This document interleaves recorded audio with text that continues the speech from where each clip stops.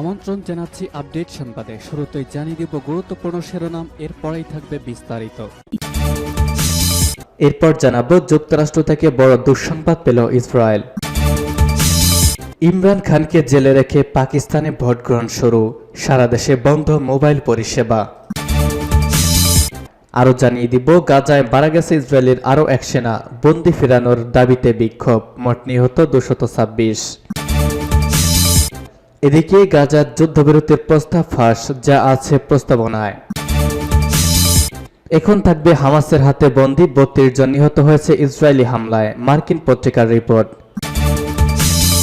এবং সর্বশেষ জানাবো পাকিস্তানে বোমা হামলার তীব্র নিন্দা ইরানের। শুনছিলেন সংবাদ শিরোনাম, এখন বিস্তারিত। তার আগে অনুরোধ থাকবে ভিডিওতে একটি লাইক দিন এবং কমেন্টস করে জানিয়ে দিন কোন জেলা থেকে বা কোথা থেকে আমাদের সঙ্গে যুক্ত রয়েছেন। যুক্তরাষ্ট্র থেকে বড় দুঃসংবাদ পেল ইসরায়েল। মার্কিন যুক্তরাষ্ট্র থেকে যুদ্ধের মধ্যেই বড় দুঃসংবাদ পেল ইসরায়েল।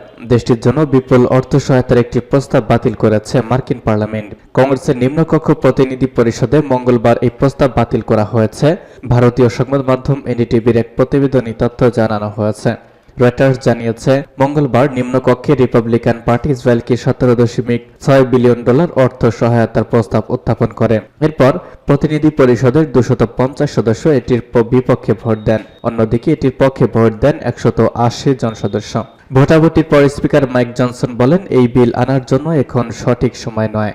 ডেমোক্র্যাট পার্টির অন্যতম জ্যেষ্ঠ নেতা এমপি রোজা ডিলৌরা এই ঘটনায় প্রতিক্রিয়া জানিয়েছেন। এখন ইসরায়েলকে সহায়তা দিলে যুক্তরাষ্ট্রের অনেক মিত্রদের কাছে বিষয়টি নেতিবাচক হবে বলেও মনে করেন তিনি বলেন, এটি ঠিক যে আমাদের গুরুত্বপূর্ণ মিত্র নিজেদের অস্তিত্ব রক্ষায় সংগ্রাম চালিয়ে যাচ্ছে, তবে আমাদের অন্য মিত্র শত্রুরা আমাদের পদক্ষেপ নিবিড়ভাবে পর্যবেক্ষণ করছে। অন্যদিকে রিপাবলিকান পার্টির এমপি ক্যান কালভার্ট বলেছেন, ইসরায়েল মধ্যপ্রাচ্যে মার্কিন মিত্রদের মধ্যে অন্যতম নিকটতম। তাদের প্রয়োজনের সময় আমাদের পাশে থাকা উচিত। যুক্তরাষ্ট্রের নিয়মানুসারে প্রেসিডেন্ট কোনো দেশকে অর্থ বা সামরিক সহায়তা দিতে চাইলে সেটির প্রস্তাবনা কংগ্রেসে লিখিত আকারে পাঠাতে হয়। এরপর আইন প্রণেতারা বিষয়টি পর্যালোচনা করে সম্মিলিত বা আপত্তি জানান। তাদের আপত্তি থাকলে কংগ্রেসে ওই প্রস্তাবনা বাতিল হয়ে যায়।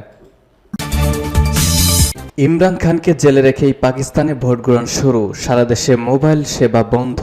পাকিস্তানের জাতীয় ও প্রাদেশিক পরিষদের নির্বাচনে ভোট আজ বৃহস্পতিবার অনুষ্ঠিত হচ্ছে। আজ সকাল 8টা থেকে বিকাল 5টা পর্যন্ত ভোট গ্রহণ চলবে। খবর আল জাজিরার। এই নির্বাচনের মাধ্যমে প্রাদেশিক ও কেন্দ্রীয় সরকার বেছে নেবেন 12,80,00,000 পাকিস্তানি ভোটার। এবারে নির্বাচনে কেন্দ্রীয় আইনসভার জন্য 5,161 জন এবং প্রাদেশিক আইনসভার জন্য 12,695 জন প্রার্থী প্রতিদ্বন্দ্বিতা করছেন। তবে দেশের প্রধান বিরোধী দলীয় নেতা ও সাবেক প্রধানমন্ত্রী ইমরান খান এবং তার দল পিটিআইকে নির্বাচনে অংশ নিতে দেওয়া হচ্ছে না। 4 মামলায় দোষী সাব্যস্ত করে ইমরান খানকে 34 বছরের কারাদণ্ড দেওয়া হয়েছে। তবে পিটিআই ও ইমরান সমর্থকদের দাবি, রাজনৈতিক উদ্দেশ্য প্রণোদিতভাবে তাকে এসব সাজা দেওয়া হয়েছে। বর্তমানে কারাগারে বন্দী তিনি। ইতোমধ্যে নির্বাচন পূর্ববর্তী সময়ে বিরোধী দল পিটিআই এর নেতাকর্মীদের নিশানা করে ক্রমাগত হয়রানি নিয়ে উদ্বেগ প্রকাশ করেছে জাতিসংঘের শীর্ষ মানবাধিকার সংস্থা। জাতিসংঘের মানবাধিকার বিষয়ক হাই কমিশনের মুখপাত্র লিজ থ্রোসেল একটি অবাধ ও সুষ্ঠু নির্বাচন নিশ্চিত করতে পাকিস্তানি কর্তৃপক্ষের প্রতি আহ্বান জানিয়েছেন। তিনি বলেন, পাকিস্তানে আজ জাতীয় সংসদ নির্বাচনে ভোট হচ্ছে। ভোটের আগে আমরা রাজনৈতিক দল ও প্রার্থীদের বিরুদ্ধে সব ধরনের সহিংসতার নিন্দা জানাই। একটি অন্তর্ভুক্তিমূলক ও অর্থবহ গণতান্ত্রিক প্রক্রিয়ার জন্য প্রয়োজনীয় মৌলিক স্বাধীনতা সমুন্নত রাখতে কর্তৃপক্ষের কাছে অনুরোধ জানাই। গাজায় মারা গেছে ইসরায়েলের আরও এক সেনা, বন্দী ফেরানোর দাবিতে বিক্ষোভ, মোট নিহত 226। ফিলিস্তিনের গাজা উপত্যকায় আগ্রাসন চালাতে গিয়ে ইহুদিবাদ ইসরায়েলের আরও এক সেনা নিহত হয়েছে। এর ইসরায়েলের স্বীকারোক্তি মতে গাজায় নিহত ইহুদিবাদী সেনার সংখ্যা 226-এ পৌঁছেছে। গতকাল ইসরায়েলের বর্বর সেনারা উত্তর গাজা আগ্রাসন চালানোর সময় মেজর পদ মর্যাদার এক কর্মকর্তার মৃত্যুর কথা ঘোষণা করে। নিহত সেনা হলেন কমব্যাট ইঞ্জিনিয়ারিং কোরের 601তম ব্যাটালিয়নের ডেপুটি কমান্ডার মেজর ডেভিড শাকুরি। এদিকে গাজায় প্রতিরোধ যোদ্ধাদের হাতে বন্দী ইসরায়েলি লোকজনের মুক্তি দাবিতে ইসরায়েলি বিক্ষোভ অব্যাহত রয়েছে। গতকালও তেল আবিবে হাজার হাজার মানুষের ব্যাপক বিক্ষোভ হয়েছে। তারা এখনই হামাসের সাথে বন্দি বিনিময় চুক্তি সইয়ের মাধ্যমে স্বজনদের ফিরিয়ে আনার দাবি জানান। এসব বিক্ষোভের কারণে নেতানিয়াহুর সরকার মারাত্মক বেকায়দায় পড়েছে। নেতানিয়াহু হামাসকে নির্মূল করে বন্দীদের মুক্তির আশা দিয়ে এসেছেন, কিন্তু তার কিছুতেই কিছু করতে পারেননি। বিক্ষোভকারীরা এখন বলছেন নেতানিয়াহু বিচারে মুখোমুখি হওয়ার ভয়ে যুদ্ধ বন্ধ করতে চাইছেন না। গাজার যুদ্ধবিরতির প্রস্তাব ফাঁস, যা আছে প্রস্তাবনায়। গাজার যুদ্ধবিরতি নিয়ে জোরে সোরে আলোচনায় চলছে। এই ধাপে যুদ্ধবিরতির প্রস্তাবও জমা দিয়েছে ফিলিস্তিনি স্বাধীনতাকামীদের সংগঠন হামাস। তবে গোপনীয়তার মধ্যেও সে প্রস্তাব ফাঁস হয়ে গেছে। গতকাল বার্তা সংস্থা রয়টার্স এই প্রস্তাব প্রকাশ করেছে। প্রতিবেদনে বলা হয়েছে, হামাসের প্রস্তাবনায় এই ধাপে ৪৫ দিন করে ৩ স্তরের যুদ্ধবিরতির প্রস্তাব করা হয়েছে। ফলে ৩ ধাপে মোট ১৩৫ দিনের যুদ্ধবিরতি হবে।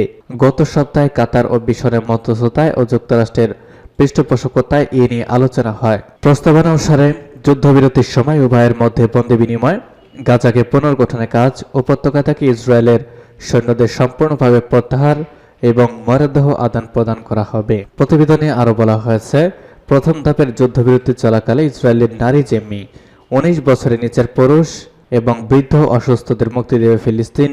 এর বিপরীতে ইসরায়েলের কারাগার থেকে ফিলিস্তিনি নারী ও শিশুরা মুক্তি পাবেন। দ্বিতীয় ধাপের যুদ্ধবিরতি চলাকালে বাকি থাকা সব পুরুষ জিম্মিকে মুক্তি এবং তৃতীয় ধাপে মরদেহ ফেরত দেওয়া হবে। এভাবে করে তৃতীয় ধাপে উভয় দেশ যুদ্ধ শেষ করার ব্যাপারে সম্মত হতে পারে। হামাসের দাবি, এ ধাপের যুদ্ধবিরতি চলাকালে ইসরায়েলকে ১৫০০ ফিলিস্তিনির মুক্তি দিতে হবে। তবে এর আওতা ১/৩ যাবজ্জীবন সাজাপ্রাপ্ত ফিলিস্তিনি থাকবে। এছাড়া উপত্যকায় ত্রাণ সরবরাহ বাড়াতে হবে। প্রতিদিন গাজায় অন্তত ৫০০ ট্রাক ত্রাণ পাঠানোর দাবি করেছে দলটি। পাকিস্তানে বোমা হামলার তীব্র নিন্দা ইরানের। পাকিস্তানে বেলুচিস্তানে বোমা হামলার তীব্র নিন্দা জানিয়েছে ইরান। রাজধানী ইসলামাবাদে ইরানের দূতাবাসের এক মুখপাত্র পাকিস্তানের সংবাদ মাধ্যম জিও নিউজকে বলেন, বেসামরিক লোকজনের ওপর এমন ভয়াবহ হামলা একেবারেই গ্রহণযোগ্য নয়। ওই মুখপাত্র বলেন, বেলুচিস্তানে ভয়াবহ বোমা হামলার জন্য দায়ী হামলাকারীদের প্রতি তীব্র নিন্দা জানাচ্ছে ইরান। বেসামরিক লোকজনের ওপর এই ধরনের হামলা কোনোভাবেই গ্রহণযোগ্য নয়। পাকিস্তানের সরকার এবং হতাহতদের পরিবার ও স্বজনদের প্রতি আমরা আন্তরিক সমবেদনা জ্ঞাপন করছি। হামাসের হাতে বন্দী ৩২ জন নিহত হয়েছে ইসরায়েলি হামলায়। মার্কিন পত্রিকার রিপোর্ট, গাজা উপত্যকায় হামাসের হাতে আটক থাকা ৩২ জন বন্দী মারা গেছে। ইহুদিবাদী ইসরায়েলি বোমা হামলায় এসব বন্দীর মৃত্যু হয়েছে বলে আমেরিকার প্রভাবশালী দৈনিক নিউ ইয়র্ক টাইমস খবর দিয়েছে। গত ৭ অক্টোবর ইসরায়েলের ভেতরে হামাস যে অভিযান চালায় তাতে অন্তত ২৪০ ব্যক্তিকে বন্দী করে গাজা উপত্যকায় নিয়ে যায়। তাদের মধ্যে যুদ্ধবিরতি ও বন্দী বিনিময়ের আওতায় ১০০-এর বেশি বন্দীকে মুক্তি দেয় হামাস। সেই অনুযায়ী হামাসের হাতে এখনও ১৩৬ জন বন্দী রয়েছে। কিন্তু নিউ ইয়র্ক টাইমস গতকাল এক প্রতিবেদনে জানিয়েছে, এই ১৩৬ জনের মধ্যে ৩২ জন মারা গেছে। দখলদার ইসরায়েলি বাহিনী মুখপাত্র রিয়ার অ্যাডমিরাল ড্যানিয়েল হ্যাগারি গতকাল ৩১ জনের মৃত্যুর কথা ঘোষণা করেন। নিউ ইয়র্ক টাইমস ৪টি সামরিক সূত্রে বরাত দিয়ে জানিয়েছে, ইসরায়েলি বাহিনীর বোমা বর্ষণে অন্তত ২০ জন বন্দীর মৃত্যু হয়েছে বলে অনিশ্চিত গোয়েন্দা তথ্যের বিষয়টিকে তারা মূল্যায়ন করে দেখেছে। ইসরায়েলি সামরিক বাহিনী নিউ ইয়র্ক টাইমসকে বলেছে, তারা হামাসের হাতে বন্দীদের সম্পর্কে যতটা সম্ভব তথ্য বের করতে এবং পুনরুদ্ধার করার জন্য সমস্ত উপায় তারা অবলম্বন করার চেষ্টা করছে।